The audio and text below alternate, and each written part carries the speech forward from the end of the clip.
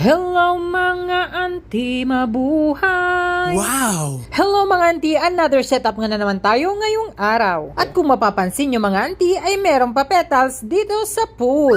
At nagpa-setup nga ating customer mga auntie dahil darating daw ang kanyang girlfriend. At galing nga daw ito sa bakasyon, kaya naman, pagbalik daw niya ay gusto niya itong isorpresa. Kaya naman ito ang naisip ni customer mga auntie, kaya sabi namin, walang problema, kayang-kaya yan. Kung mapapansin nyo mga auntie ay nagkalat na naman tayo dito ng mga red petals. At saka, naglagay din tayo dito ng mga balloons. At syempre, hindi mawawala ang roses bouquet ng ating customer. Sabi nga ng customer mga auntie ay maglalagay daw tayo ng balloons dito sa taas ng kisame. At ikalat daw natin ito, kaya sabi natin, walang problema, kayang-kaya yan. At meron din siyang pa-tsokolate. At kung nagustuhan mo ang ating video for today, follow for more. Huwag mo na rin kalimutang i-share. Yun lamang. Once again, Abel Cariaga.